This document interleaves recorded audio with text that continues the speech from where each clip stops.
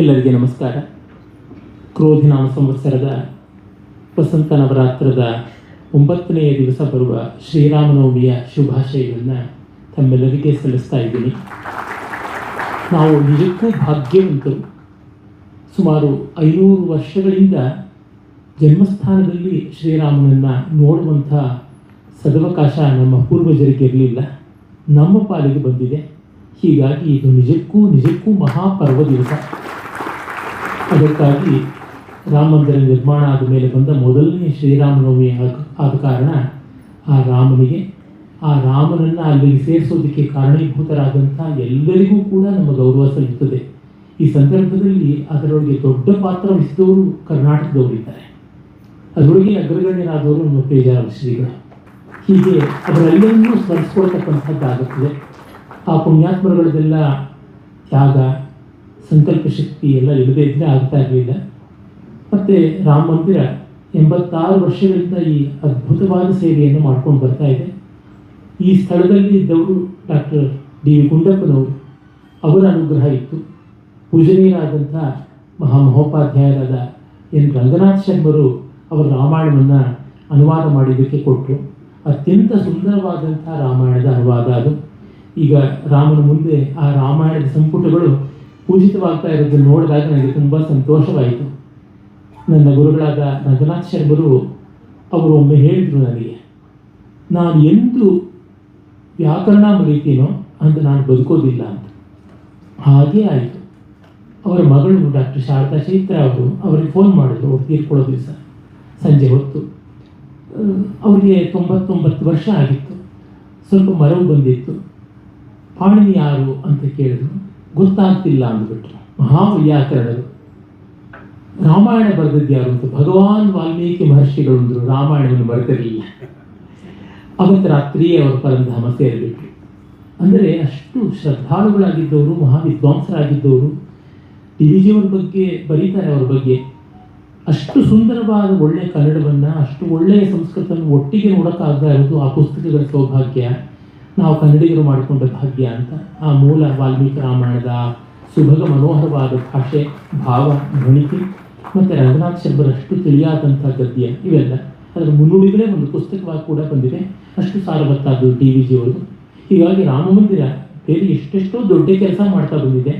ಈ ಒಂದು ಕೆಲಸದಿಂದಲೇ ಅದು ಅಜರಾಮರವಾಗಿಬಿಟ್ಟಿದೆ ಅನ್ನೋದು ಕೂಡ ಸಂತೋಷದ ಸಂಗತಿ. ಮತ್ತು ಇವುಗಳ ಜೊತೆಗೆ ಇಂಥ ಸ್ಥಾವರದ ಕೆಲಸ ಆಗಿದೆಯಲ್ಲ, ಎಲ್ಲರೂ ಬಂದು ತಂಪಾಗಿದ್ದೀವಿ. ಈಗ ಬೆಂಗಳೂರು ಉರಿದು ಹೋಗ್ತಾ ಇದೆ. ನಮ್ಮ ಪತಿ ಅಂತವರು ಇಲ್ಲಿ ನಾವು ತಂಪಾಗಿರೋ ಥರ ಮಾಡಿದ್ರಲ್ಲ, ಅದು ಬಹಳ ದೊಡ್ಡದು ಅನ್ಸುತ್ತೆ. ನನ್ನ ಇತ್ತ ಕಡೆಗೆ ಶ್ರುತಿ, ಇತ್ತ ಕಡೆಗೆ ಲಯ, ಹೀಗೆ ಇಬ್ಬರು ಕೂಡ ಮಹಾ ಸಂಗೀತ ವಿದ್ವಾಂಸರಿದ್ದಾರೆ. ಹಾಗಾಗಿ ವಾಲ್ಮೀಕಿ ಮಹರ್ಷಿಗಳ ಶ್ರೀರಾಮನ ಬಗೆಗೆ ಕೆಲವೊಂದು ಮಾತುಗಳನ್ನು ನಿವೇದಿಸ್ತೀನಿ. ತಮೃಷಂ ಮನುಷ್ಯಲೋಕ ಪ್ರವೇಶ ವಿಶ್ರಾಮ ಶಾಖ್ಯನಂ ವಾಚಾಂ ಸುರಲೋಕಾದವತಾರ ಪ್ರಾಂತರ ಖೇದಚ್ಚಿದಂ ಒಂದೇ ಅಂತನ್ನುವ ಮಾತನ್ನು ಮುರಾರಿ ಎನ್ನುವ ಕವಿ ಹೇಳಿದ. ಮಹಾಪಂಡಿತ ಕವಿಯವರು. ವಾಲ್ಮೀಕಿ ಮಹರ್ಷಿಗಳು ಎಂಥವರು ಅಂತಂದರೆ ವಿಶ್ರಾಮ ಶಾಖಿ ಅಂತ.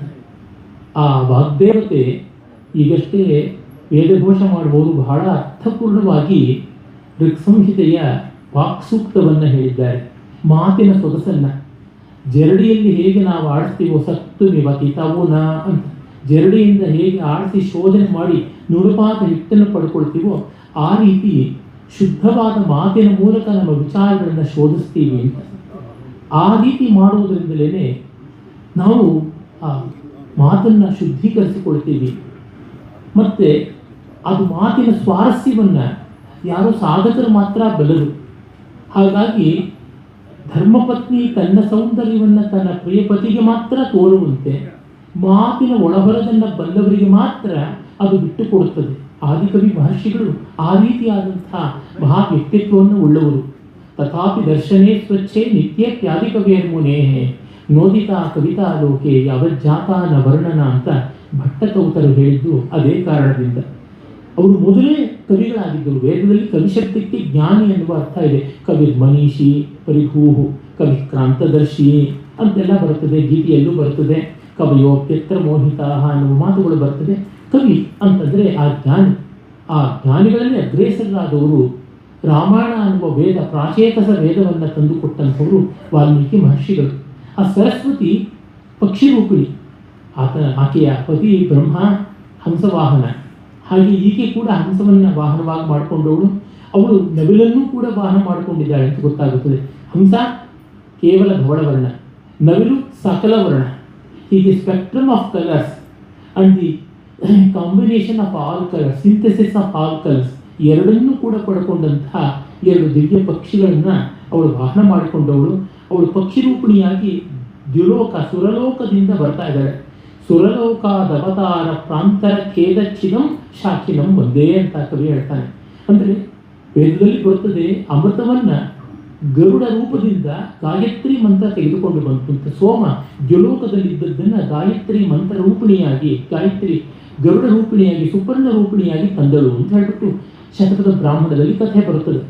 ಹಾಗೆ ಸರಸ್ವತಿ ದೇವಿ ಆ ವಾಕ್ಶಕ್ತಿ ಹಾಗೆ ದಿವ್ಯ ಪಕ್ಷಿ ರೂಪದಿಂದ ಬರುವಾಗ ಅಷ್ಟು ದೂರ, ಪ್ರಾಂತರ ಅನ್ನೋ ಶಬ್ದಕ್ಕೆ ಸಂಸ್ಕೃತದಲ್ಲಿ ನೀರು ನೆರಳು ಯಾವುದೂ ಇಲ್ಲದೆ ಇರುವ ಬಹಳ ಕಷ್ಟದ ಕಡಿದಾದ ನಿಡಿದಾದ ದಾರಿ ಅಂತ, ಅಷ್ಟು ದೂರದ ದಾರಿಯಿಂದ ಬರುವಾಗ ಬಳಲಿಕೆ ಆಗಬಾರದು ಅಂತ ಆ ಪರಮಾತ್ಮ ಒಂದು ತಂಪಾದ ಕಲ್ಪವೃಕ್ಷವನ್ನು ನಿರ್ಮಾಣ ಮಾಡಿದ್ದ. ಅದು ಮಹರ್ಷಿ ವಾಲ್ಮೀಕಿಗಳು. ಅಲ್ಲಿಂದ ಬರುವಾಗ ಮಧ್ಯದಲ್ಲಿ ವಾಲ್ಮೀಕಿ ಮಹರ್ಷಿಗಳೆಂಬ ಆ ದಿವ್ಯ ವೃಕ್ಷದ ಮೇಲೆ ಸ್ವಲ್ಪ ಕಾಲ ನಿಂತು ಮಿಕ್ಕ ಕವಿಗಳ ಬಾಯಲ್ಲಿ ನೆಲೆಸಿದಳು ಆ ಸರಸ್ವತಿ ದೇವಿ ಅಂತ. ಅಂದರೆ ಆದಿಕವಿಗಳು ಎಷ್ಟು ದೊಡ್ಡವು ಅಂತ ಗೊತ್ತಾಗುತ್ತದೆ. ಹಾಗಾಗಿ ಆ ರಾಮಾಯಣವನ್ನು ಹೇಳಿದ್ರೆ ಎಲ್ಲರೂ ಕೂಡ ಮುಂದೆ ಬಂದರು. ಅದರಿಂದಲೇ ನಮ್ಮ ಈ ಕನ್ನಡ ನೆಲದಲ್ಲಿ ಹುಟ್ಟಿದಂತಹ ಮಹಾ ಸಂಸ್ಕೃತ ಕವಿಯತ್ರಿ, ಎಲ್ಲ ಸಂಸ್ಕೃತ ಕವಿಯತ್ರಿಯರು ಸಂಸ್ಕೃತ ಪರಂಪರೆಯಲ್ಲಿ ಯಾರಿದ್ದಾರೆ ಅವರಲ್ಲಿ ಸರ್ವೋತ್ಕೃಷ್ಟವಾದ ಕಾವ್ಯ ಬರೆದವಳು ಗಂಗಾದೇವಿ. ಅವಳು ಹೇಳ್ತಾಳೆ, ಆದಿಕವಿ ಮಹರ್ಷಿ ವಾಲ್ಮೀಕಿಗಳು ಎಷ್ಟು ದೊಡ್ಡ ಕವಿಗಳು. ಚೇತಸೋಸ್ತು ಪ್ರಸಾದಾಯ ಸತಾಂ ಪ್ರಾಚೇತಸೋ ಮುನಿ ಪೃಥಿವ್ಯಾಂ ಪದ್ಯ ನಿರ್ಮಾಣ ವಿದ್ಯಾಯ ಪ್ರಥಮಂ ಪದಂ ಅಂತ. ಈ ನೆಲದಲ್ಲಿ ಪದ್ಯವಿದ್ಯೆಗೆ ಮೊದಲ ಹೆಜ್ಜೆಯಾದಂಥ ಆ ಮಹಾಕವಿ ವಾಲ್ಮೀಕಿ ಮಹರ್ಷಿಗಳಿಗೆ ನಮ್ಮ ನಮಸ್ಕಾರ ಅಂತ ಹೇಳಿಬಿಟ್ಟು. ಹಾಗಾಗಿ ಆ ವಾಲ್ಮೀಕಿಗಳಿಗೆ ನಾವು ಎಲ್ಲೆಲ್ಲದ ಗೌರವ ಕೊಡ್ತೀವಿ.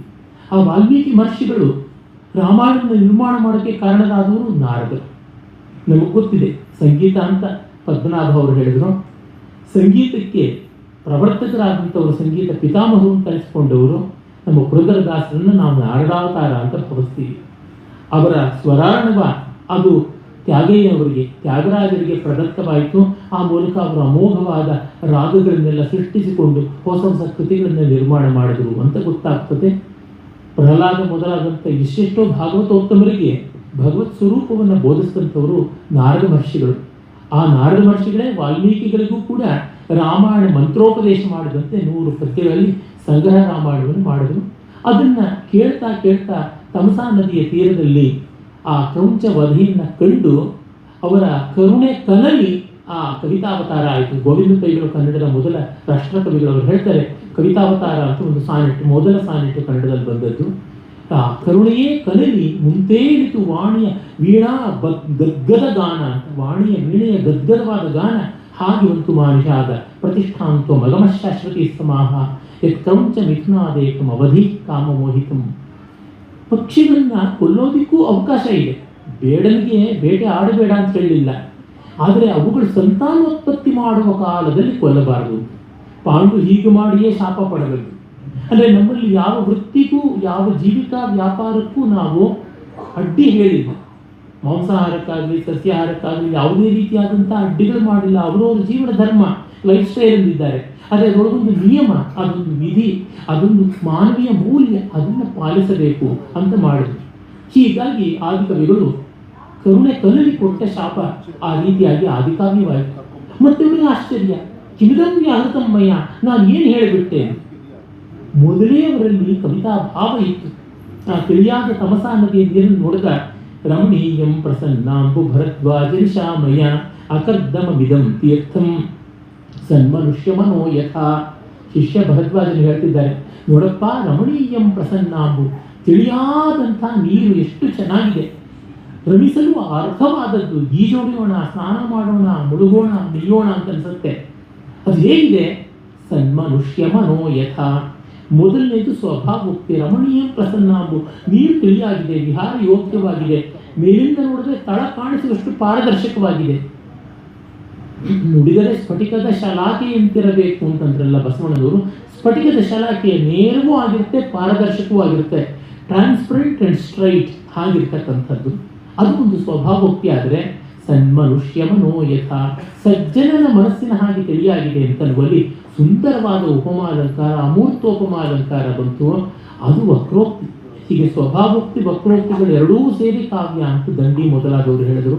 ಅಂದರೆ ರಾಮಾಯಣದ ಆ ಆದಿಕಾವ್ಯದ ಬೀಜಾವಾಪ ಮಾಡಿದ ಶ್ಲೋಕಕ್ಕೂ ಮುನ್ನವೇ ಮಹರ್ಷಿಗಳಲ್ಲಿ ಕಾವ್ಯ ಕಲ್ಪನೆ ಹೇಗೆ ಬೆಳೆದಿತ್ತು ಅಂತ ಗೊತ್ತಾಗುತ್ತದೆ. ಆಮೇಲೆ ಕಿಮಿದಂ ವ್ಯಾಹತಮ್ಮಯ್ಯ ಏನು ಮಾಡಿದೆ? ಅದು ಪಾದಬದ್ಧೋಕ್ಷರ ಸಮಃ ತಂತ್ರೀ ಲಯ ಸಮನ್ವಿತ, ವೀಣಾವಾದನದ ನಾದ ಮಾಧುರ್ಯದ ಜೊತೆಗೆ ಹೋಗಬಲ್ಲಂಥ ಆ ಅನುಷ್ಠುಪ್ ಛಂದಸ್ಸಿನ ಮಾಧುರ್ಯ ವೇದಾತಿರಿಕ್ತವಾಗಿ ಮತ್ತೊಂದು ಕಡೆಗೆ ಭೌಭೂತಿ ಹೇಳ್ತಾನಲ್ಲ, ಶಬ್ದಬ್ರಹ್ಮಣ ವಿವರ್ತ ರೂಪ ಅಂತ. ಆ ಶಬ್ದಬ್ರಹ್ಮದ ಮತ್ತೊಂದು ತೋರಿಕೆ, ಇನ್ನೊಂದು ರೂಪಾಂತರ ಅನ್ನುವಂತೆ ಕಾಣಿಸ್ತಾ ಇದೆಯಲ್ಲ, ಏನಿದು ಅಂತ ಆಶ್ಚರ್ಯ ಪಡ್ತಾ ಬಂದರು. ಆಗ ಶ್ಲೋಕ ಏವತ್ವಯ ಬದ್ಧೋ ನಾತ್ರ ಕಾರ್ಯ ವಿಚಾರಣ. ನೀನು ಹೇಳಿದ್ದು ಶ್ಲೋಕವಪ್ಪ, ಶೋಕದಿಂದ ನೀನು ಹೇಳಿದ್ದು ಶೋಕಾರ್ಥನಾಗಿ ಹೇಳಿದ್ದು ಶ್ಲೋಕವಾಯಿತು. ಶ್ಲೋಕ ಅನ್ನೋದಕ್ಕೆ ಪದ್ಯ, ಆ 16 ಅಕ್ಷರಗಳ 32 ಅಕ್ಷರಗಳ ಅನುಷ್ಠುಪ್ ಛಂದಸ್ಸಿನ ಶ್ಲೋಕ ಅನ್ನುವ ಒಂದು ಅರ್ಥ ಅಲ್ಲದೆ ಕೀರ್ತಿ ಅಂತಲೂ ಅರ್ಥ ಇದೆ. ಪುಣ್ಯ ಶ್ಲೋಕ ಅಂದರೆ ಪುಣ್ಯಕರವಾದ ಕೀರ್ತಿ ಪಡೆದವನು ಶ್ರೀರಾಮ. ಹೀಗೆ ಶ್ಲೋಕದಲ್ಲಿ ಅವನ ಶ್ಲೋಕವೇ ಕೀರ್ತಿತವಾಯಿತು ಅಂತ ಅನ್ಬೋದು. ವಸ್ತುವೂ ಅದೇ, ರೂಪವೂ ಅದೇ, ಸ್ವರೂಪ ಸ್ವರೂಪಗಳೆರಡು ಶ್ಲೋಕವಾಯಿತು ಅಂತ ನಮಗೆ ಗೊತ್ತಾಗುತ್ತದೆ. ಮತ್ತೆ ಬ್ರಹ್ಮ ಬಂದು ನೀನು ಇದನ್ನು ರಚನೆ ಮಾಡಬೇಕು ಅಂಥೇಳಿ ಮಚ್ಚಂದಾ ದೇವತೆ ಬ್ರಹ್ಮನ್ ಪ್ರವೃತ್ತಿ ಎಂ ಸರಸ್ವತಿ, ನನ್ನ ಸಂಕಲ್ಪದಿಂದಲೇ ನಿನ್ನ ಬಾಯಲ್ಲಿ ಹೀಗೆ ಬಂತಲ್ಲಪ್ಪ ಸರಸ್ವತಿ. ಯಾವುದು ಭೋಜರಾಜ ಹೇಳ್ತಾನಲ್ಲ, ಮಧುಮಯ ಭಣಿತೀನ ಮಾರ್ಗದರ್ಶಿ ಮಹರ್ಷಿ ಅಂತ. ಅತ್ಯಂತ ಮಧುಮಯವಾದ ಮಾತುಗಳಿಗೆ ಮಾರ್ಗದರ್ಶಿಯಾದಂಥವರು ಆ ಮಹರ್ಷಿ ವಾಲ್ಮೀಕಿಗಳು ಅಂತ. ಅದಕ್ಕೆ ಪ್ರತಿಯೊಬ್ಬರೂ ರಾಮಾಯಣವನ್ನು ಬರೀಬೇಕು ಅಂತ ನೋಡ್ತಾರೆ. ನಮ್ಮ ಪರಂಪರೆಯಲ್ಲಿ ರಾಮಾಯಣ ಬರೆದು ಸಾಕು ಅಂತ ಅನ್ನಿಸಿದವರು ಯಾರೂ ಇಲ್ಲ. ನೋಡಿ, ಪಾಶ್ಚಾತ್ಯರ ಆದಿಕವಿ ಹೋಮರ್, ಗ್ರೀಕ್ ಭಾಷೆಯಲ್ಲಿ ಆತನ ಕಾವ್ಯ ಇದೆ. ಆತ ಕಾವ್ಯ ಬರೆದೇ ಹತ್ತತ್ರ ಈಗ ಒಂದು 2700ರಿಂದ 900 ವರ್ಷಗಳಷ್ಟು ಆಗಿದೆ ಅಂತ ವಿದ್ವಾಂಸರು ಹೇಳ್ತಾರೆ. ಆದರೆ ಮತ್ತೆ ಮತ್ತೆ ಹೋಮರ್ನ ಕಾವ್ಯಗಳನ್ನು ಅಲ್ಲಿ ಬರೆದವರು ಯಾರೂ ಇಲ್ಲ. ನಮ್ಮಲ್ಲಿ ಅದೆಷ್ಟು ಶತಕೋಟಿ ಪ್ರವಿಸ್ತರಂ ಅಂತೀವಿ. ಈಗ ಒಂದು 500 ವರ್ಷಗಳ ಕೆಳಗೆ ಕುಮಾರವ್ಯಾಸ ತಿಣಿಕಿದನು ಪಡಿನಾಯ ರಾಮಾಯಣದ ಕವಿಗಳ ಭಾರದಲ್ಲಿ ತಿಂತಿಣಿಯ ರಘುವರ ಚರಿತೆಯಲ್ಲಿ ಕಾಲಿಡಲು ತೆರಕಿಲ್ಲ. ರಾಮಾಯಣದ ಭಾರವನ್ನು ಹೊರಲಾಗದೆ ಆದಿಶೇಷನೇ 1000 ಹೆಡೆಗಳಿಂದ ಕುಸಿದೋಗ್ತಾ ಇದ್ದಾನೆ. ಆ ಜಡಜಡಿಯಾಗಿ ತಿಂತಿಣಿ ಅಂದರೆ ಜಡಜಡಿಯಾಗಿ ಹೆಣೆದುಕೊಂಡಿರ್ತಕ್ಕಂಥ ರಘುವರ ಚರಿತೆಯಲ್ಲಿ ನಾನೇನು ಸ್ವಂತ ಬುದ್ಧಿ ತೋರಿಸೋಕ್ಕಾಗದೇ ಇರುವಷ್ಟು ಮಹಾಕವಿಗಳು ಮಾಡಿಬಿಟ್ಟಿದ್ದಾರೆ ಅಂತ ಹೇಳ್ಬಿಟ್ಟು, ಆದರೂ ಮಾಡಬೇಕು ಅಂತ. ಅದಕ್ಕೆ ಭೋಜರಾಜ ಹೇಳ್ತಾನೆ ಚಂಪೂ ರಾಮಾಯಣದ ಆರಂಭದಲ್ಲಿ, ವಾಲ್ಮೀಕಿ ಗೀತ ರಘುಪುಂಗವ ಕೀರ್ತಿಲೇಶೈ ತೃಪ್ತಿಂ ಕರೋಮಿ ಕಥಮಪ್ಯಧುನಾ ಬುಧಾನಾಂ ಗಂಗಾಜಲೇ ಭುವಿ ಭಗೀರಥ ಯತ್ನಲಬ್ಧೈ ಕಿಂ ತರ್ಪಣಂ ನ ವಿದಧಾತಿ ನರಃ ಪಿತॄಣಾಂ. ಮಹರ್ಷಿ ವಾಲ್ಮೀಕಿಗಳ ಮೂಲ ಕಾವ್ಯದ ಸೊಗಸಿನಿಂದಲೇ ನಾನು ನನ್ನ ಕಾವ್ಯ ಬರೀತೀನಿ. ಒರಿಜಿನಾಲಿಟಿ ಇಲ್ಲ ಅಂತ ಯಾರು ಬೇಸರ ಪಟ್ಕೋಬೇಕಿಲ್ಲ. ಯಾಕೆ? ಭಗೀರಥ ತನ್ನ ಪಿತೃಗಳನ್ನು ಉದ್ಧಾರ ಮಾಡೋದಕ್ಕೆ ಅಂತ ದೇವಗಂಗೆಯನ್ನು, ಆ ಮಂದಾಕಿನಿಯನ್ನು ಭೂಮಿಗೆ ತಂದು ಭಾಗೀರಥಿ ಅಂತ ಮಾಡಿದ. ಅದರೊಳಗೆ ನಾವು ಇಂದು ನಮ್ಮ ಪಿತೃಗಳಿಗೆ ತರ್ಪಣ ಬಿಡ್ತೀವಿ. ಹಾಗೆ ವಾಲ್ಮೀಕಿ ಮಹರ್ಷಿಗಳು ತಂದಂಥ ಆ ಒಂದು ದಿವ್ಯವಾದ ರಾಮಾಯಣ ಮಂದಾಕಿನಿಯನ್ನು ನಾನು ಮತ್ತೆ ತಿರ್ಗಾ ಬಳಸ್ಕೋತಾ ಇದ್ದೀನಿ ನನ್ನ ಸಂತೋಷಕ್ಕೆ. ತೆಲುಗಿನ ವಿಶ್ವನಾಥ ಸತ್ಯನಾರಾಯಣ ಮಹಾ ವಿದ್ವತ್ ಕವಿ. ತೆಲುಗಿಗೆ ಮೊದಲ ಜ್ಞಾನಪೀಠ ಪ್ರಶಸ್ತಿ ಬಂದಿದ್ದು ಅವರ ರಾಮಾಯಣ ಕಲ್ಪವೃಕ್ಷಕ್ಕೆ. ಅವ್ರ ತಂದೆ ಮಗ ದೊಡ್ಡ ಲಾಯರ್ ಆಗಬೇಕು, ದುಡ್ಡು ಸಂಪಾದಿಸಬೇಕು ಅಂತಿತ್ತು. ಇವಾಗ ನೋಡಿದ್ರೆ ಕಾವ್ಯ ಬರೀತಾ ಇದ್ರು, ದುಡ್ಡು ಬರುವಂಥದ್ದಲ್ಲ. ಆಗ ತಂದೆ ಹಾಳಾಗಿ ಹೋಗು, ಕಾವ್ಯನಾದರೂ ಬರೀ, ಆದರೆ ಬರೆದ್ರೆ ಯಾವುದೋ ಏನೋ ಬರೆಯೋದಲ್ಲ, ಬರೆದರೆ ರಾಮಾಯಣ ಬರೀ ಅಂತ. ನಾಯಕನನ್ಯನಾಗೆ ಪ್ರತಿಯಾಗದು ದತ್ತರಾಘವಂ ನಾಯಕನಾಗೆ ವಿಶ್ರುತಮಿನಿಪ್ಪುದು ಕಾಲಾಯಸಿನಿಂ ವಿನಿರ್ಮಿಸಿದ ಕಂಠಿಗೆ ಕಂಚನಮಾಲೆಯಂತು ಪಾದೇಯಮ್ಮೆನುತ್ತುಮೆ. ನಮ್ಮ ನಾಗಚಂದ್ರ ಹೇಳ್ತಾರಲ್ಲ, ನಾಯಕ ಯಾರು ಏನೋ Tom DK and Harry ವೆಂಕಾಶೀನ Nani ಆಗಿಬಿಟ್ರೆ ಪ್ರಯೋಜನಕ್ಕಿಲ್ಲ. ರಾಮ ಆಗಬೇಕು ನಾಯಕ. ಯಾಕೆ? ಒಳ್ಳೆ ಸುಂದರವಾದ ಹಾರವನ್ನು ಕಬ್ಬಣದಲ್ಲಿ ಮಾಡಿದ್ರೆ ಯಾರಾದರೂ ಕೊರಳಲ್ಲಿ ತಗಲಿಸ್ಕೋತಾರ, ತುಕ್ಕ ಆಗಿಬಿಡುತ್ತೆ. ಬಂಗಾರದಲ್ಲಿ ಮಾಡಬೇಕು, ಕುಸರಿ ಕೆಲಸವೂ ಇರಬೇಕು, ಬೆಲೆಯೂ ಇರಬೇಕು, ವಸ್ತುವಿಗೆ ಸೊಗಸೂ ಇರಬೇಕು. ಹೀಗೆ ನಾಯಕ ರಾಮ ಆಗಬೇಕು, ರಾಮಾಯಣ ರಚಿತವಾಗಬೇಕು ಅನ್ನುವಂಥದ್ದು. ತುಳಸಿದಾಸರಾದರೂ ಹಾಗೆ ಸ್ವಂತ ಸುಖಾಯ ತುಳಸಿ ರಘುನಾಥ ಗಾತ ಭಾಷಾ ನಿಬಂಧ ಮತಿಮಂಜುಲಂ ಆತನೋತಿ ಅಂತಲೇ ಆರಂಭ ಮಾಡ್ತಾರೆ. ಭಾಷಾ ರೂಪದಲ್ಲಿ ನಾನು ದೇಶ ಭಾಷೆಯಲ್ಲಿ ಬರೀತೀನಿ ಅಂತ. ಕೆಲವು ಯಾರು ನೀವು ಸಂಸ್ಕೃತದ ರಾಮಾಯಣವನ್ನು ಹಿಂದಿನಲ್ಲಿ ಅಂದರೆ ಅವರ ಅವಧಿ ಭಾಷೆಯಲ್ಲಿ ಬರೆದರು. ಅವಧಿ ಎನ್ನುವ ಆ ಒಂದು ಲಖನೌ ಅಯೋಧ್ಯ ಪ್ರಾಂತದ ಭಾಷೆ, ಪ್ರಾಕೃತ ಭಾಷೆ, ಅಪಭ್ರಂಶ ಭಾಷೆ. ಅದಕ್ಕೆ ಬರೆದಿದ್ದಕ್ಕೆ ತಪ್ಪಾಯಿತು ಅಂತ ದೊಡ್ಡ ವಿದ್ವಾಂಸರು, ಮಹಾತಾರ್ಕಿಕರು, ವೇದಾಂತಿಗಳಾದಂಥ ಮಧುಸೂದನ ಸರಸ್ವತಿಗಳ ಹತ್ರ ಕಂಪ್ಲೇಂಟ್ ತೊಗೊಂಡು ಹೋದರು. ಆಗ ಅವರು ಆನಂದ ಕಾನನೇ ಕಾಶ್ಯಾಂ ತುಳಸಿ ಜಂಗಮಸ್ತರಹು ಅಂತ ಹೇಳ್ಬಿಟ್ಟಿದ್ರೆ, ಈ ತುಳಸಿದಾಸ ಓಡಾಡತಕ್ಕಂಥ ತುಳಸಿ ಗಿಡ ಇದ್ದಂತೆ ರಾಮ ಭ್ರಮರ ಚುಂಬಿತ, ರಾಮ ಅನ್ನುವ ಭ್ರಮರ ನಿರಂತರವಾಗಿ ಈ ತುಳಸಿಯನ್ನು ಅವಲಂಬಿಸಿಕೊಂಡಿದ್ದಾನೆ ಅಂತ ಇದಕ್ಕೊಂದು ಸರ್ಟಿಫಿಕೇಟ್ ಕೊಟ್ಟರು ಅಂತ ಪ್ರಸಿದ್ಧಿ ಉಂಟು. ಅಂದರೆ ಯಾವ ದೇಶದಲ್ಲಿ, ಯಾವ ಪ್ರಾಂತದಲ್ಲಿ, ಯಾವ ಭಾಷೆಯಲ್ಲಿ ನೋಡಿದ್ರು ರಾಮಾಯಣದ ಮಹಿಮೆಯನ್ನು ನಾವು ನೋಡ್ತಾನೆ ಬರ್ತೀವಿ. ಅದರ ಪ್ರಾಶಸ್ತ್ಯ ಇದ್ದೇ ಇದೆ. ಬಂಗಾಳದಿಂದ ಪ್ರಾಯಶಃ ಬಂದಂಥ ಬಲ್ಲಾಳಸೇನ ಅನ್ನುವ ಕವಿ ಸುಮಾರು 600 ವರ್ಷಗಳ ಕೆಳಗೆ ಅವನು ಒಂದು ಪದ್ಯವನ್ನು ಹೇಳ್ತಾನೆ. ಎಲ್ಲ ನಮಗೆ ಗೊತ್ತಿರುವಂಥ ಪುರಾಣ ಕಥೆಗಳಲ್ಲಿ ಆದಿಶೇಷನೇ ಭೂಮಿಯನ್ನು ಹೊತ್ತಿರೋದು ಅಂತ. ಆದಿಶೇಷನ ತಲೆ ಮೇಲೆ ಯಾತಕ್ಕೆ ಭೂಮಿಯನ್ನು ಹೊರಿಸಿತ್ತು ಅದೊಂದು ಪ್ರಶ್ನೆ. ತುಂಬ 1000 ಹೆಡೆಗಳಿವೆ, ಗಟ್ಟಿಯಾಗಿ ಉಳಿಸ್ಕೋತಾನೆ. ಅವ್ರು ಒಪ್ಪಿಕೊಂಡ ಮಾತನ್ನು ಇಲ್ಲ ಅನ್ನೋಲ್ಲ. ಆ ಮಹಾವಿಷ್ಣುವಿನ ಭಾರವನ್ನೇ ಹೊತ್ತವನಿಗೆ ಭೂಭಾರ ಏನು ದೊಡ್ಡದಲ್ಲ ಅಂತ. ಆದರೆ ಹಾವುಗಳಿಗೆ ಕಿವಿ ಇಲ್ಲ. ಇದು ವಿಜ್ಞಾನದ ಸತ್ಯವೂ ಕೂಡ ಹೌದು, ನಮ್ಮ ಪೂರ್ವಜರು ತಿಳಿದಿದ್ದರು. ಅದಕ್ಕೂ ಒಂದು ರಮಣೀಯವಾದ ಒಂದು ಕಾರಣ ಕೊಡ್ತಾನೆ.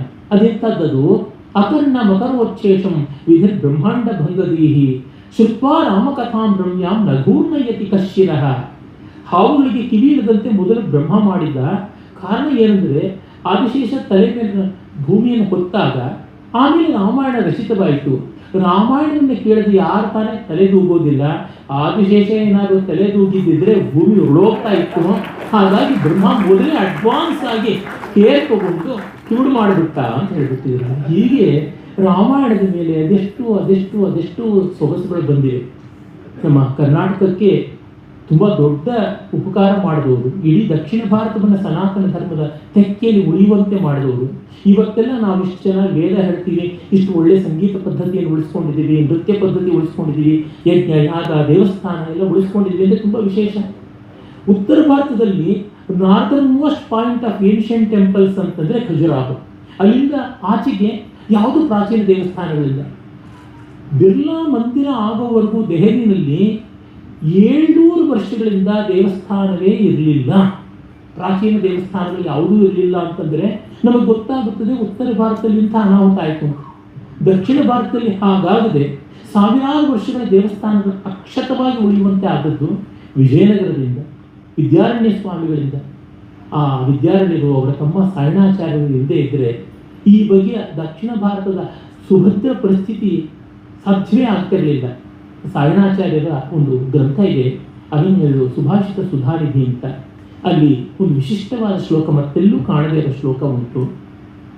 ರಾಮಾಯಣವನ್ನು ಒಂದು ಸಮುದ್ರ ಮಥನಕ್ಕೆ ಹೋಲಿಸಲಾಗಿದೆ. ವಾಲ್ಮೀಕಿ ಸ್ಮೃತಿ ಮಂದರೇಣ ಮತಿತಃ ಸೀತಾರಮ ಸಂಭವ ಸೌಮಿತ್ರೀಂದು ಶುಭೋದಯೋತ ಭರತ ಕಲ್ಪದ್ರುಮೋತ್ಪಾದಕಃ ವಾತಾನಂದನ ಕಾಮಧೇನು ಜನಕ ಪೌಲಸ್ತ್ಯ ಹಾರೋದ್ಗಮ ಶ್ರೀರಾಮಾಮೃತ ಜನ್ಮಭೂರ್ವಿಜಯತೆ ರಾಮಾಯಣಾಬ್ಧಿ ಸದಾ. ರಾಮಾಯಣ ಅನ್ನೋದೊಂದು ಕ್ಷೀರಸಾಗರ ಇದ್ದಂತೆ. ವಾಲ್ಮೀಕಿ ಮಹರ್ಷಿಗಳ ಪ್ರಜ್ಞೆ ಅನ್ನುವ ಮಂದರ ಪರ್ವತ ಮಥನ ಮಾಡಿತು. ಹಾಗೆ ಮಥನ ಮಾಡಿದಾಗ, ಮೊದಲು ಸಮುದ್ರ ಮಥನ ಮಾಡಿದಾಗ ಹಾಲ ಬರುತ್ತಲ್ಲ, ಹಾಗೆ ಬಂದದ್ದು ರಾವಣಾಸುರ. ಆಮೇಲೆ ಮಹಾಲಕ್ಷ್ಮಿ ಬಂದಳು, ಸಾಕ್ಷಾತ್ ಸೀತಾದೇವಿ. ಅದಾದಮೇಲೆ ಕಲ್ಪವೃಕ್ಷ ಬಂತು, ಅದು ಭರತ. ಕಾಮಧೇನು ಬಂತು, ಹನುಮಂತ. ಚಂದ್ರ ಬಂದ, ಲಕ್ಷ್ಮಣ. ಅಮೃತವೇ ಬಂತು, ಶ್ರೀರಾಮ ಅಂತ. ಅಂದರೆ ನಮ್ಮಲ್ಲಿ ಅದೆಷ್ಟು ಭವ್ಯವಾಗಿ ಇದನ್ನು ಪರಿಭಾವಿಸಿದ್ದಾರೆ. ರಾಮಾಯಣ ಅನ್ನೋದು ಆ ರೀತಿಯಾದಂಥ ಕಲ್ಪವೃಕ್ಷ, ಕಾಮಧೇನು, ಚಂದ್ರ, ಲಕ್ಷ್ಮಿ ಮೊದಲಾಗಿ ಎಲ್ಲರೂ ಕೂಡ ಅಲ್ಲಿಂದ ಮತ್ತು ಹಾಲ ಕೂಡ ಕೊನೆಗೆ ನಿಗೃಹೀತವಾಯಿತು.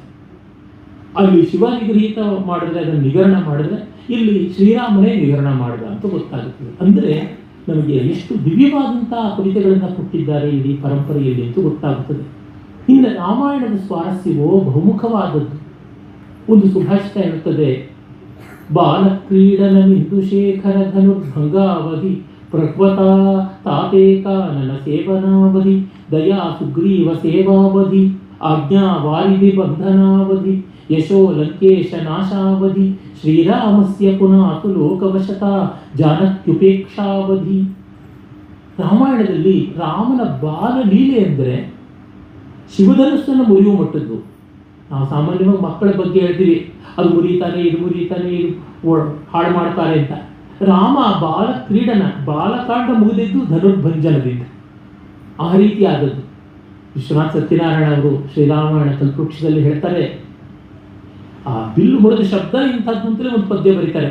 ನಿಷ್ಠಾವರ್ಷದ ಮೋಘಮೇಘ ಪಟಲಿ ನಿರ್ಗಚ್ಛ ದುದ್ಯೋತಿತ ಸ್ಪೇಷ್ಠೇ ರಮ್ಮದ ಮಾಲಿಕ ಯುಗಪದ ಜೃಂಭನ್ ಮಹಾಘೋರ ಬೃಂಹಿಷ್ಠ ಸ್ಫೂರ್ಜದುಷಂಡ ಗರ್ಗರ ರವಾಹೀನ ಕ್ರಿಯಾ ಪ್ರೌಢಿ ದ್ರಾಜಿಷ್ಟಂ ವೈಯುಕರಾವಮಂತಟ ಚನಿಂಗೆಂಚಿನ್ನ ಚಾಪಂಬೂನನ್. ನಿಮಗೆ ತೆಲುಗು ಅರ್ಥ ಆಗಬೇಕು, ಸಂಸ್ಕೃತ ಅರ್ಥ ಆಗಬೇಕು ಅಂತ ಕೇಳಿದ್ರೆ ಶಿವಧನುಸ್ ಗುರಿತೇನು ಅಂತ ಆ ಶಬ್ದ ಆ ರೀತಿಯಾಗಿದೆ. ರಾಮಾಕರ್ಷಣ ಭಗ್ನ ಕಾರ್ಮುಕ ಭುವ ಧ್ವಾನೇನ ರೋಧೋರುಧ ದೃಪ್ತಕ್ಷತ್ರ ಯಶಸ್ಸಿ ತಚ್ಛಲಕುಲೆ ಜೀಮೂತನಾದಾಯಿತಂ ವೀರಶ್ರೀ ಪ್ರಥಮಾವತಾರ ಸಮಯೇ ಪುಣ್ಯಾಹ ಘೋಷಾಯಿತಂ ಸೀತಾಯಾಃ ಕಿಲ ಮಾನಸೇ ಪರಿಣಯೇ ಮಾಂಗಲ್ಯ ತೂರ್ಯಾಯಿತಂ ಅಂತ ಭೋಜರಾಜ ಹೇಳ್ತಾನೆ. ಆ ರಾಮ ಬಿಲ್ ಮುರಿದ ತಕ್ಷಣ ಅಲ್ಲಿದ್ದ ರಾಜರುಗಳಿಗೆ ಅವರ ಕೀರ್ತಿಯೆಲ್ಲ ಇರ್ತಾರೆ. ಕೀರ್ತಿಯನ್ನು ಹಂಸಗಳು ಈ ಸಿಡಿಲಿನಂತಹ ಒಂದು ಧನುರ್ಭಂಜನ ನಾದದಿಂದ ಹಾರು ಹೋದವು. ಗುಡುಗು ಮೊಳಗಿದರೆ ತಕ್ಷಣ ಹಂಸಗಳ ಹಾರು ಹೋಗುತ್ತೆ. ಆ ರೀತಿಯಾಗಿ ಆಯಿತು, ಅವರ ಕೀರ್ತಿ ಹಾರೋಯಿತು. ರಾಮನೊಬ್ಬನೇ ಪರಾಕ್ರಮಿ, ಸತ್ಯ ಪರಾಕ್ರಮಿ, ವೀರಾವತಾರ ಅಂತ ಅನಿಸಿಕೊಂಡ. ಇನ್ನು ಸೀತೆಗೆ ಅವಳ ಅಂತರಂಗದಲ್ಲಾಗಲೇ ಗಟ್ಟಿ ಮೇಳ ಆಗಿಬಿಡ್ತು ಅಂತ. ಅವಳ ಮಾನಸ ಪರಿಣಯಕ್ಕೆ ಗಟ್ಟಿ ಮೇಳ ಅಂದರೆ ನಿಮಗೆ ಗೊತ್ತಿದೆ ಎಷ್ಟು ಜೋರಾಗಿರುತ್ತೆ ಗಲಾಟೆ ಅಂತ. ಆ ರೀತಿ ಆಯಿತು ಆ ಧನುರ್ಭಂಜನ ಶಬ್ದ. ಇನ್ನು ಮಹಾವೀರ ಒಬ್ಬ ಹುಟ್ಟಿದಾನೆ ಅಂತ ಪುಣ್ಯಾಹ ಘೋಷ, ಪುಣ್ಯಾಹ ವಾಚನ ಮಾಡುವಾಗ ಪುಣ್ಯಾಹ ಮಂತ್ರಗಳ ಉದ್ಘೋಷ ಇದ್ದಂತೆ ಆ ನಾದ ಆಯಿತು. ಹೀಗೆ ಆ ಬಾಲಕ್ರೀಡನ ಬಿಂದುಶೇಖರ ಧನುರ್ಭಂಗ ಅವಧಿ ಬಾಲಲೀಲೆ ಆಯಿತು. ಇನ್ನು ಶ್ರೀರಾಮನ ಒಂದು ತಂದೆಯ ಬಗೆಗಿನ ಪ್ರೀತಿ ನಮ್ರತೆ ಏನು ಅಂದರೆ ಕಾಡಿಗೆ ಹೋಗುವ ಮಟ್ಟದ್ದು, ಆ ಮಟ್ಟದ್ದು. ಅಷ್ಟು ಅವನು ನಿಸ್ಪೃಹನಾಗಿರ್ತಾನೆ. ಪ್ರಾಪ್ಸ್ಯಾಮಿ ಯಾನತ್ಯ ಗುಣಾನ್ ಕೋಮೇಶ್ವಸ್ತಾನ್ ಪ್ರಯಚ್ಛತಿ ಅಪಕ್ರಮಣಮೇವಾತ ಸರ್ವಕಾಮಯರಹಂ ವೃಣೆ. ಕೈಕೇಯಿಗೆ ಹೇಳ್ತಾನೆ ಮತ್ತು ತಂದೆಗೂ ಹೇಳ್ತಾನೆ, ಇವತ್ತೊಂದು ದಿವಸ ಆದರೂ ಇದ್ದು ಬಿಡು, ಇವತ್ತೊಂದು ದಿವಸ ನಮ್ಮ ಜೊತೆ ಊಟ ಮಾಡ್ಕೊಂಡು ನಾಳೆ ಬೆಳಿಗ್ಗೆ ಹೋಗಪ್ಪ ಕಾಡಿಗೆ, ಹೋಗೋದಂತೂ ತಪ್ಸೋಕ್ಕಾಗೋಲ್ಲ ಅಂತ ಗೋಗರಿತಾನೆ. ಇಲ್ಲಪ್ಪ, ಈ ಬುದ್ಧಿ ಯಾವುದು ಇವತ್ತಿದೆ ಅದು ನಾಳೆ ಇರುತ್ತೆ ಅನ್ನೋ ಗ್ಯಾರಂಟಿ ಇಲ್ಲ, ಈಗಲೇ ಹೋಗೋದು ಒಳ್ಳೆಯದು. ರಾಮ ಆ ರೀತಿಯಾದಂಥ ವ್ಯಕ್ತಿ ಅಲ್ಲ, ನಮಗೆ ಪಾಠ ಹೇಳ್ತಾ ಇದ್ದಾನೆ. ಇವರು ಹೇಳಿದ್ರು ದಾನ ಮಾಡಿ ಒಳ್ಳೇದು ಮಾಡಿ ಅಂತ. ಆ ಸಂಕಲ್ಪ ಬಂದ ತಕ್ಷಣ ಮಾಡಬೇಕು ಅಂತ. ಕರ್ಣನ ಬಗ್ಗೆ ಕಥೆ ಉಂಟಲ್ಲ, ಬಂಗಾರದ ಬಟ್ಲಲ್ಲಿ, ವಜ್ರ ಖಚಿತವಾದ ಬಂಗಾರದ ಬಟ್ಲಲ್ಲಿ ಎಣ್ಣೆ ಇಟ್ಟು ಹಚ್ಕೋತಾ ಇದ್ದ. ಯಾರೋ ಬಂದು ಕೇಳಿದ್ರೆ ಹಾಗೆ ಕೊಟ್ಟ. ಏನಪ್ಪ, ಬಲಗೈಗೆ ದಾಟಿಸಿಕೊಂಡು ಬಲಗೈಯಿಂದ ಕೊಡಬೇಕಲ್ವಾ, ದಾನ ಮಾಡುವ ಕೈ ಬಲಗೈ ಅಲ್ವಾ ಅಂದರೆ, ಇಲ್ಲಿಂದ ಇಲ್ಲಿಗೆ ಬದಲಾಯಿಸ್ಕೊಳ್ಳೋ ಹೊತ್ತಿಗೆ ಬುದ್ಧಿ ಬದಲಾಗತ್ತೇನೋ ಅಂತ. ಅದು ಹಾಗೆ ತಕ್ಷಣ ಮಾಡಬೇಕಾದದ್ದು ಅಂತ. ಅದು ಲೋಕಕ್ಕೆ ರಾಮ ಮಾಡ್ತಾ ಇರ್ತಕ್ಕಂಥ ಪಾಠ. ಆಮೇಲೆ ಅವನು ಹೇಳ್ತಾನೆ, ಕೈಕೇಯಿಗೆ ಹೇಳ್ತಾನೆ, ಅಮ್ಮ ನನ್ನ ಬಗ್ಗೆ ನಿಮಗೆ ಸಂದೇಹ ಬೇಡ ಅಂತ. ಯಾಕೆಂದರೆ ದಶರಥನ ಒಂದು ಆಜ್ಞೆ ಬಂದುಬಿಡುತ್ತೆ. 14 ವರ್ಷ ಸುಖವಾಗಿ ಕಾಡಲ್ಲಿರೋದಕ್ಕೆ, ಅರಮನೆ ಕಟ್ಟೋದಕ್ಕೆ, ಧಾನ್ಯ, ಧನ, ವಸ್ತ್ರ, ಆಭರಣ ಎಲ್ಲಕ್ಕೂ ವ್ಯವಸ್ಥೆ ಮಾಡಿ ಅಂತ. ಅಂದರೆ ಅಯೋಧ್ಯೆಯನ್ನು ಬಿಟ್ಟು ಇನ್ನೊಂದು ದೊಡ್ಡ ಊರೇ ಆಗುವಂತೆ ಮಾಡಿಬಿಡು. ವನವಾಸ ತಾನೆ, ವನದಲ್ಲಿ ವಾಸ, ರೆಸಾರ್ಟೇ ಮಾಡ್ಬೋದು ಅಂತ ಈಗಿನ ರಾಜಕಾರಣಿಗಳ ಥರ. ಆದರೆ ರಾಮ ಹೇಳಲ್ಲ, ಕೈಕೇಯಿಯ ಇಂಗಿತದಲ್ಲಿ ವನವಾಸ ಏನೋ ಅದನ್ನೇ ಮಾಡ್ತೀನಿ, ಅದು ಬೇರೆ ತರಹ ಅಲ್ಲ. ಕೈಕೇಯಿ ಇನ್ನೂ ಮೀನ ಮೇಷ ನೋಡ್ತಾ ಇರ್ತಾಳೆ. ಅದನ್ನು ಸ್ಪಷ್ಟಪಡಿಸ್ತಾನೆ, ನಾಹಮರ್ಥಪರೋ ದೇವಿ ಲೋಕಮಾಮಸ್ತು ಮುತ್ಸಹೆ ವಿಧಿಮಾಂ ಋಷಿಭಿಸ್ತುಲ್ಯಂ ಕೇವಲಂ ಧರ್ಮಮಾಸ್ಥಿತಂ. ರಾಮನ ವ್ಯಕ್ತಿತ್ವ ನೋಡಿ ಎಷ್ಟು ಗಟ್ಟಿ. ಅಮ್ಮ, ನನ್ನನ್ನು ಋಷಿಗಳ ತರಹ ನೀನು ಭಾವಿಸು, ಧರ್ಮವನ್ನು ಮಾತ್ರ ಹಂಚಿಕೊಂಡಿದ್ದೀನಿ ಅಂತ ತಾಯಿಗೆ ಸ್ಪಷ್ಟತೆ ಕೊಡ್ತಾನೆ. ಆತ್ಮವಿಶ್ವಾಸದಿಂದ ತನ್ನ ಯೋಗ್ಯತೆಯ ಬಗ್ಗೆ ತಾನೇ ಹೇಳ್ತಾ ಇದ್ದಾನೆ. ಯಾಕೆಂದರೆ ನಮ್ಮ ಪರಂಪರೆಯಲ್ಲಿ ಉಂಟು, ಕೆಲವೊಮ್ಮೆ ಲೋಕಕ್ಕೆ ನಮ್ಮ ವಿಷಯದಲ್ಲಿ ಸಂದೇಹ ಬಂದಾಗ ನಮ್ಮ ನಿಜವಾದ ಯೋಗ್ಯತೆಯನ್ನು ಸ್ಪಷ್ಟಪಡಿಸೋದು ಜಂಬ ಹೊಡ್ಕೊಳ್ಳೋದಾಗೋಲ್ಲ, ಹೊಗಳಿಕೆ ಆಗೋದಿಲ್ಲ ಅಂತ ಅದನ್ನು ರಾಮ ತೋರ್ಪಡಿಸ್ತಿದ್ದಾನೆ. ಇನ್ನು ಸುಗ್ರೀವ ಸೇವಾವಧಿ. ಯಾರನ್ನಾದರೂ ನಾವು ಸ್ನೇಹಿತರನ್ನಾಗಿ ನೋಡ್ತೀವಿ, ಅವ್ರಿಗೆ ಸಹಕಾರ ಕೊಡ್ತೀವಿ, ಅವರನ್ನ ಗೌರವದಿಂದ ಕಾಣ್ತೀವಿ ಅಂದರೆ ಅವರು ದೊಡ್ಡವರಾಗಿರಬೇಕು ಅಂತ. ನಮ್ಮ ನಮಸ್ಕಾರಕ್ಕೆ ಅವರು ಯೋಗ್ಯರೋ ಅಂತ ನಾವು ಪ್ರಶ್ನೆ ಮಾಡ್ಕೋತಾ ಇರ್ತೀವಿ. ರಾಮ ಹಾಗೆ ಭಾವಿಸಲೇ ಇಲ್ಲ. ಮಾನವ ಜಾತಿಗಿಂತ ಕೆಳಗಿರ್ತಕ್ಕಂಥ, ವಿಕಾಸವಾದದಲ್ಲಿ ಕೆಳಗಿರ್ತಕ್ಕಂಥ ಮಂಗನ ಕುಲಕ್ಕೆ ಸೇರಿದ ಸುಗ್ರೀವನನ್ನ ಅವನು ಸ್ನೇಹಿತನನ್ನಾಗಿ ಮಾಡಿಕೊಂಡ, ಅಗ್ನಿಸಾಕ್ಷಿಯಾಗಿ ಮೈತ್ರಿ ಬೆಳೆಸಿದ. ಅಷ್ಟೇ ಅಲ್ಲ, ಅವನು ಪ್ರಸ್ರವಣ ಗುಹೆಯಲ್ಲಿ, ಮಾಲ್ಯವತ್ ಪರ್ವತದಲ್ಲಿ ಆ ವರ್ಷಾವಾಸವನ್ನು ಮಾಡ್ತಾ ಇದ್ದಾನೆ. ಮಳೆಗಾಲ ಕಳೆದ ಮೇಲೆ ಹೋಗಬೇಕು ಯುದ್ಧಕ್ಕೆ, ಅಲ್ಲಿವರೆಗೂ ಎಲ್ಲಿಗೂ ಹೋಗುವಂತಿಲ್ಲ. ಅವನು ಹೇಳ್ತಾನೆ, ಸುಗ್ರೀವಸ್ಯ ನದೀನಾಂಚ ಪ್ರಸಾದ ಮನುಪಾಲಯನ್. ಸುಗ್ರೀವನ ಮತ್ತು ನದಿಗಳ ಪ್ರಸಾದವನ್ನು ಕಾದುಕೊಂಡಿದ್ದೀನಿ. ಪ್ರಸಾದ ಶಬ್ದಕ್ಕೆ ಎರಡರ್ಥ ಇದೆ. ತಿಳಿಯಾಗುವಿಕೆ ಅಂತ, ಅನುಗ್ರಹ ಮಾಡುವಿಕೆ ಅಂತ. ನದಿಗಳು ತಿಳಿಯಾಗಬೇಕು, ಮಳೆ ನಿಲ್ಲಬೇಕು, ಬಗ್ಗಡ ಹೋಗಿ ತಿಳಿಯಾಗಿ ಪ್ರವಾಹ ನಿಲ್ಲಬೇಕು, ಶರತ್ಕಾಲ ಬರಬೇಕು. ಮತ್ತೆ ಸುಗ್ರೀವ ಅನುಗ್ರಹ ಮಾಡಬೇಕು, ಅವನು ವಾನರ ಸೇನೆಯನ್ನು ಕೊಟ್ಟು ಕಳಿಸ್ಬೇಕು. ಇವನು ಅಸಹಾಯಕ ವಿಕ್ರಮ, ಆದರೂ ಆ ಭಾವ ಇತ್ತಲ್ಲ, ಅದು ತುಂಬ ತುಂಬ ದೊಡ್ಡದಾದದ್ದು. ಹೀಗೆ ಆಗ ಕರುಣೆ ಅಂಥದ್ದು. ತಾತೇ ಕಾನನ ಸೇವನಾವಧಿ ದಯಾ ಸುಗ್ರೀವ ಸೇವಾವಧಿ. ಇನ್ನು ಆಜ್ಞೆ ಮಾಡಿದನೋ ಅಸಾಮಾನ್ಯವಾದದ್ದು. ರಾಮೋ ದ್ವಿರ್ನಾಭಿಭಾಷತೆ ಮಾತ್ರವಲ್ಲ, ರಾಮ ಸತ್ಯ ಪರಾಕ್ರಮ, ಮತ್ತೆ ಅಮಿತ ವಿಕ್ರಮಿಯಾದಂಥವನು.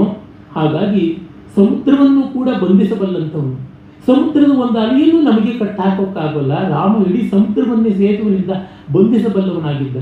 ಮೊದಲು ಸಾಮವಾಕ್ಯಗಳಿಂದ ಪ್ರಾರ್ಥನೆ ಮಾಡಿದ. ಗರ್ಭಶೈಲ ಅಂತಲೇ ಇದೆ, ನಾವು ತಮಿಳುನಾಡಲ್ಲಿ ನೋಡ್ತೀವಿ. ಆ ಕ್ಷೇತ್ರ ಇವತ್ತು ಉಂಟು. ಗರ್ಭ ಹಾಸಿಕೊಂಡು ಮಲಗಿ ಪ್ರಾರ್ಥನೆ ಮಾಡಿದ.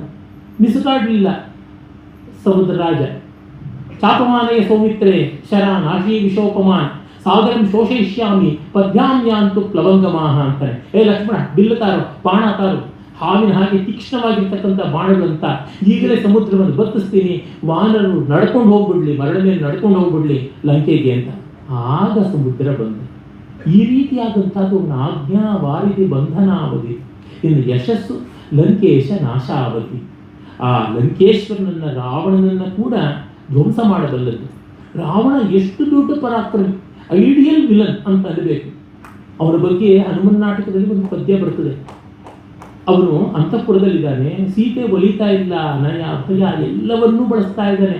ನೀನು 2 ತಿಂಗಳಲ್ಲಿ ಮನಸ್ಸು ಬದಲಾಯಿಸ್ಕೊಡದೇ ಇದ್ರೆ ರಾಶಾಯ ಕಲ್ಪಯ್ಯೆ, ಬೆಳಗ್ಗೆ ಬ್ರೇಕ್ಫಾಸ್ಟ್ ಆಗ್ತಿದ್ದು ಬಿಡ್ತೀನಿ ಅಂತ ಅಂದುಬಿಟ್ಟಿದ್ದ. ಈ ಮಟ್ಟಕ್ಕೆ ಒಲಿಸಿಕೊಳ್ಳೋದಕ್ಕೆ ಏನೆಲ್ಲ ಮಾಡ್ತಿದ್ದ, ತಲೆ ಕೆಡಿಸ್ಕೊಂಡಿದ್ದಾನೆ, 10 ತಲೆ ಕೆಡಿಸ್ಕೊಂಡಿದ್ದಾನೆ. ಆಗ ಅವರ 10 ತಲೆಗಳಿಗೆ ಬೇರೆ ಬೇರೆ ವಿದ್ಯೆಗಳಿತ್ತು. 4 ತಲೆಯಲ್ಲಿ 4 ವೇದ, 6 ತಲೆಯಲ್ಲಿ ವೇದಾಂಗಗಳು, 20 ಕೈಗಳಲ್ಲಿ ಸಂಗೀತ, ಹೀಗೆಲ್ಲ ಇತ್ತು. ಅವನ ಬಾಗಿಲು ಕಾಯ್ತಕ್ಕಂಥವನು, ಪಿ ಎ ಅಂತ ಕರಿತೀವಲ್ಲ ನಾವು, ಹೊರಗಡೆ ಕೂತಿರ್ತಾನೆ. ಅವನು ಒಪ್ಪದೆ ಯಾರು ಒಳಗೋಗೋ ಆಗಿಲ್ಲ. ಹೊರಗಡೆ ಯಾರು ಕೂತಿದ್ದು? ಚತುರ್ಮುಖ ಬ್ರಹ್ಮ, ಬೃಹಸ್ಪತಿ, ತುಂಬುರು, ನಾರದ, ಇಷ್ಟು ಜನ ಕೂತಿದ್ದಾರೆ ರಾವಣನ ಅಪಾಯಿಂಟ್ಮೆಂಟ್ಗೆ.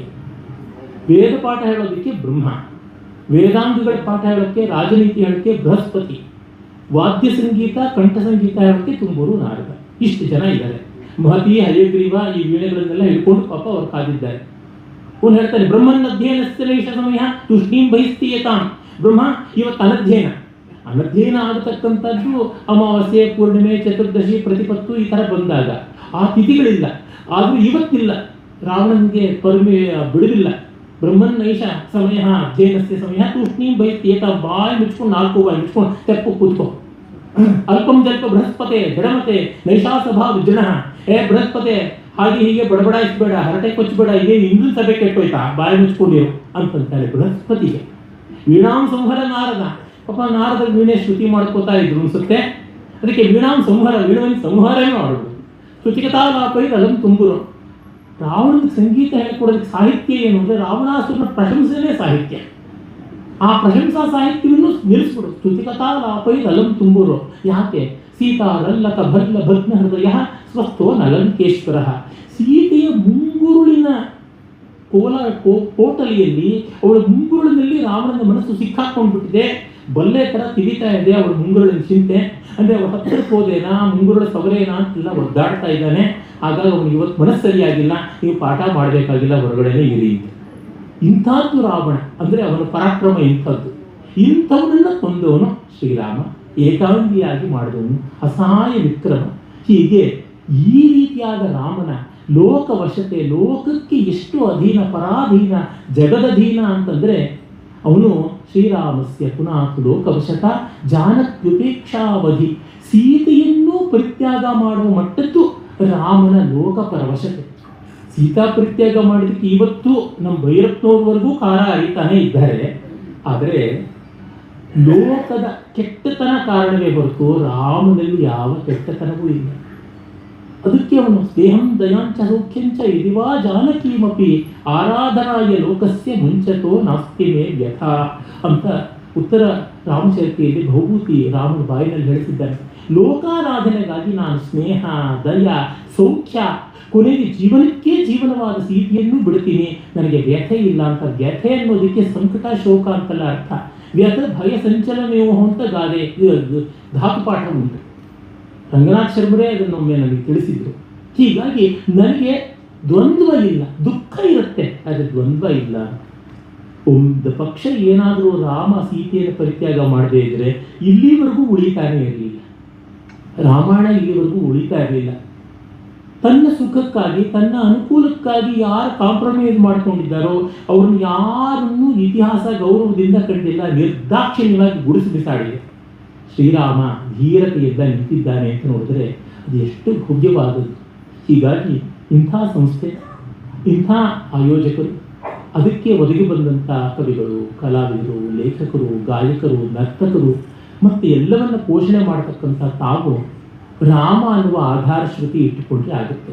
ರಾಮ ಅಂತಕ್ಕಂಥದ್ದು ಋಷಭ ಮಧ್ಯಮ ಆದರೂ ಮಧ್ಯೆ ಶ್ರೀ ಇದೆಯಲ್ಲ, ಆರಂಭದಲ್ಲಿ ಷಡ್ಜ ಇದ್ದೇ. ಹೀಗಾಗಿ ಆ ನಾದವನ್ನು ಇಟ್ಟುಕೊಂಡು ನಾವು ರಾಮಾನುಸಂಧಾನ ಮಾಡೋಣ. ಆ ಸಂಗೀತಕ್ಕೆ ಯಾವತ್ತೂ ಚ್ಯುತಿ ಇಲ್ಲ, ಆ ಲಯಕ್ಕೆ ಯಾವತ್ತೂ ಪ್ರಲಯವಿಲ್ಲ ಅಂತ ಹೇಳಿ ನನ್ನ 4 ಮಾತುಗಳಿಂದ ಮುಗಿಸ್ತೀನಿ. ಧನ್ಯವಾದ.